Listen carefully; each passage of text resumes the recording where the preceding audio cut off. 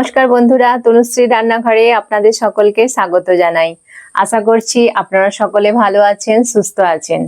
যেহেতু জন্মাষ্টমী খুব সামনেই চলে এসছে, তো আমি জন্মাষ্টমী স্পেশাল একটা রেসিপি বানাবো, যেটা জন্মাষ্টমীতে একদম মাস্ট, সবার বাড়িতেই এটা বানানো হয়। তো সেটা হচ্ছে তালের বড়ার রেসিপি। তো এই তালের বড়া আমরা ছোটবেলা থেকেই আমার ঠাকুমার হাতে খেয়ে আমরা মানুষ হয়েছি, কারণ আমার এই বর্ষাকাল এলেই আমরা ঠাম্মার কাছে বায়না করতাম যে কখন এই তালের বড়া বানাবে আর আমরা খাবো। তো সেই ঠাম্মা খুব সুন্দর এটা বানাতো। তো সেই রকম ভাবেই আমি বানানোর চেষ্টা করব। তো এটা খুবই সুন্দর হয় খেতে, আর খুবই সহজ পদ্ধতিতে আমি বানাবো, মানে আমার ঠাম্মা যেভাবে বানাতো সেইভাবেই আমি বানাবো। তাহলে চলুন শুরু করি আজকের রেসিপি তালের বড়া। বন্ধুরা, আমি তালের পাল্পটা বার করে নিয়েছি। আমি জানি যে আমার বন্ধুরা কম বেশি সকলেই তালের পাল্প বার করতে জানে, সেই জন্য আমি আর এক্সট্রা করে দেখালাম না। আমি আগে থাকতে তালের পাল্পটা বার করে রেখেছিলাম। তো আমি এক বাটি তালের পাল্প নিয়েছি। আজকে আমি বানাবো তালের বড়া বা তালের ফুরুলি। তো প্রথমে আমি শুকনো উপকরণগুলো আগে দিয়ে দেব। তালের বড়া বানানোর জন্য আমি নিয়েছি এক বাটি আটা আর এক বাটি ময়দা। এইভাবে মিশিয়ে করলে এটা ফুরুলিটা খুব সুন্দর সফট হয়, টান হয়ে যায় না। শুধু ময়দার করলে একটু টান মতো হয়ে যায়, সেই জন্য আমি আটা ময়দা দুরকম মিশিয়ে করব। তো আমি এক বাটি আটা দিয়ে দিলাম, এক বাটি ময়দা দিয়ে দিলাম। আপনারা চাইলে শুধু ময়দাতেও করতে পারেন, তবে একটু টান মতো আমার লাগে। তো এবার হাফ বাটি সুজি দিয়ে দিলাম। এবার এতে স্বাদ অনুযায়ী আমি লবণ দিয়ে দেব। স্বাদ অনুযায়ী লবণ দিয়ে দিলাম। আর এক চিমটে খাবার সোডা দেবো, খুবই অল্প, একদম এক চিমটে, দেখুন এইটুকু খাবার সোডা দিয়ে দিলাম। দিয়ে এবার শুকনো উপকরণগুলোকে আমি আগে প্রথমে এরকম মিশিয়ে নেব। নিয়েছি, তো তালের পাল্পটা দিয়ে দিচ্ছি।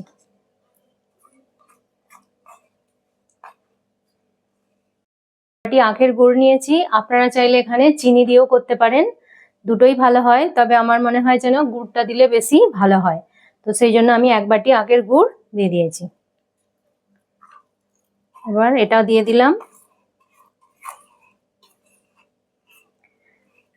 ভালো করে এবার এটা আমি মেখে নেব। প্রথমে আমি এটা দিয়ে মাখবো, যদি আমার জলের প্রয়োজন হয় আমি জল দেব, নাহলে এটা দিয়েই যদি মাখা হয়ে যায় তো এটা দিয়েই মেখে নেব। দেখুন বন্ধুরা, গুড় আর তালের পাল্পটা দিয়েই আমার পুরো ব্যাটারটা মাখা হয়ে গেছে, কিন্তু আমার একটু এখানে জল দিতে হবে, কারণ সুজি যেহেতু অনেকটা জল সোপ করে নেয়, এটা ফুলে যাবে, তখন এটা আরো টাইট হয়ে যাবে। সেই জন্য আমি একটু জল দেবো এতে। জল দিয়ে ব্যাটারটাকে একটু পাতলা করে নেব। আর এই সময় আমি এতে একটু মৌরি দিয়ে দেবো। দেখুন আমি এক চামচ মতো মৌরি নিয়েছি, তাই মৌরিটা দিয়ে দিচ্ছি। মৌরিটা দিলে কিন্তু যখন আমরা তালের বড়াটা খাবো মুখে পড়বে, খুব সুন্দর একটা ফ্লেভার আসে, সেই জন্য মৌরিটা অবশ্যই দেবেন। আর আপনারা এখানে চালের গুঁড়িও ইউজ করতে পারেন, কিন্তু যেহেতু আমি এটা জন্মাষ্টমী স্পেশাল বানাচ্ছি, তো জন্মাষ্টমীতে ঠাকুরকে যে ভোগ দেওয়া হয় তাতে কিন্তু চালের গুঁড়ি পড়ে না, সেই জন্য সুজিটা দিয়েই আমি বানালাম। সুজিটা দিয়েই বানানো হয়। আর যদি আপনারা এমনি বানান নিজেদের খাবার জন্য, তো আপনারা চালের গুঁড়িও ইউজ করতে পারেন। দেখুন ব্যাটারটা আমার একদম পুরো রেডি হয়ে গেছে। এরকম ঘনত্বে আমি মেখেছি, কারণ এটা পরে আরো টেনে যাবে, যেহেতু সুজি আছে সেই জন্য এটা ফুলে যাবে। তো দেখুন, আর এটাকে ভালো করে কিন্তু এইভাবে ফেটাতে হবে। যত ভালো ফেটাবেন এটা ততই মানে ফুলটা খুব নরম তুলতুলে সফট হবে। মানে একদিন দুদিন রেখে দেবেন, দেখবেন খুব সুন্দর নরম থাকবে। তো এই জন্য আমি এটাকে ভালো করে ফেটিয়ে নিয়েছি। আমি 4-5 মিনিট ধরে এটাকে ভালো করে ফেটিয়ে নিয়েছি। এবার আমি এটাকে এখন আধ ঘন্টা মানে 30 মিনিট এটাকে রেস্টে রেখে দেব, যাতে সুজিটা আছে সুজিটা ভালোভাবে নরম হয়ে যায়। যেহেতু এতে কাঁচা সুজি অনেকটা দেওয়া হয়েছে, সেজন্য সুজিটা যাতে ভালোভাবে একদম নরম সফট হয়ে যায়, সেই জন্য আমি এটাকে 30 মিনিট রেস্টে রাখবো। তারপর এটাকে আমি ভাজবো। তো 30 মিনিট পর আমরা ফিরে আসছি। বন্ধুরা দেখুন, আমি 30 মিনিট পর ফিরে এসছি, আর এটা কত সুন্দরভাবে সেট হয়ে গেছে। তো এটা এবার আমি ভাজবো। ভাজার জন্য আমি কড়া বসিয়ে দেবো। এবার গ্যাসে কড়াই তেল দিয়ে দেবো। কড়া আমার ভালোভাবে গরম হয়ে গেছে। আমি এবার ভাজার জন্য সাদা তেল দিয়ে দিচ্ছি কড়াই। বেশ কিছুটা পরিমাণ তেল দিতে হবে, একটু ডুবো তেলে ভাজতে হবে এটা। ব্যাস, এবার আমি তেলটা ভালোভাবে গরম হয়ে গেলে বড়াগুলো ভাজতে শুরু করব। বন্ধুরা, ব্যাটারটাকে আমি আরেকবার ভালো করে হাত দিয়ে ভালো করে ফেটিয়ে নিচ্ছি এইভাবে। আপনাদের কাছে যদি বেশি হাতে সময় থাকে এটা 1 ঘন্টাও রাখতে পারেন। 1 ঘন্টা রাখলে তো আরো খুবই ভালো হয়।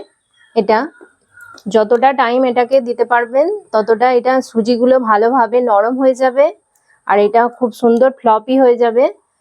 তো টাইম থাকলে একটু 1 ঘন্টা রাখতে পারেন। এটা দেবো, দেখুন এইভাবে হাতে নিতে হবে, নিয়ে এই বুড়ো আঙুলটা দিয়ে একটু ঠেলে এরকম ছোট ছোট করে আমরা তেলে দিয়ে দেবো।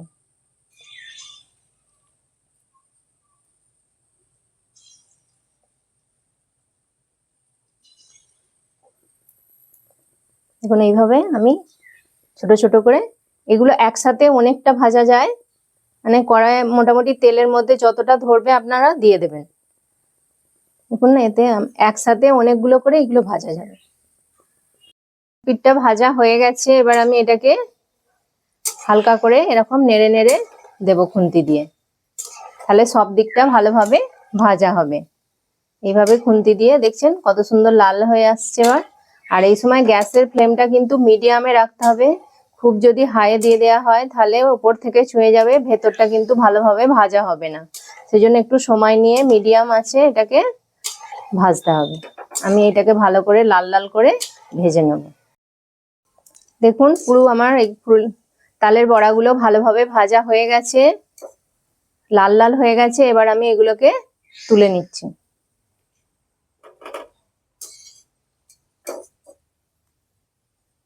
ভালো করে এরকম ভাবে আমি এগুলো তুলে নিচ্ছি। এইভাবে আমি কয়েকটা ব্যাচে এগুলো সব ভেজে নেব। দেখুন একটা ব্যাচ আমার ভালোভাবে ভাজা হয়ে গেছে, এবার বাকি তালের বড়াগুলো আমি কয়েকটা ব্যাচে ভেজে নেব। বন্ধুরা দেখুন সব তালের বড়াগুলো আমার ভাজা হয়ে গেছে আর কতটা সুন্দর দেখতে হয়েছে আমি আপনাদেরকে দেখাচ্ছি যেটা কতটা সুন্দর হয়েছে। দেখুন একদম নরম তুলতুলে, পুরো খুব সুন্দর হয়েছে। আমি একটা ফাটিয়ে আপনাদেরকে দেখাচ্ছি যে ভেতরটা কতটা সুন্দর হয়েছে।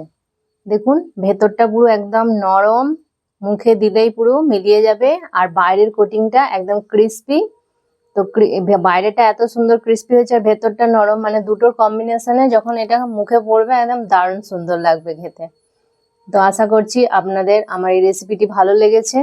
আপনারাও এরকমভাবে একবার বানাবেন, বানিয়ে খেয়ে কমেন্ট করে আমাকে বলবেন যে আপনাদের কেমন লেগেছে। বন্ধুরা আমার এই রেসিপিটি আপনাদের কেমন লাগলো, আশা করছি ভালো লেগেছে। যদি ভালো লেগে থাকে তাহলে লাইক কমেন্ট করবেন আর তনুশ্রী রান্নাঘর চ্যানেলটিকে অবশ্যই সাবস্ক্রাইব করে দেবেন আর পাশে থাকা বেল আইকনটি প্রেস করে দেবেন যাতে সহজেই আমার নতুন নতুন রান্নার ভিডিওর নোটিফিকেশন আপনারা সহজেই পেয়ে যান। আর আপনার বন্ধু বান্ধবদের মধ্যে প্লিজ এটা শেয়ার করে দেবেন। ততক্ষণ আপনারা ভালো থাকবেন, সুস্থ থাকবেন। আবার আপনাদের সাথে দেখা হবে নতুন একটি রান্নার ভিডিওতে। নমস্কার, টাটা।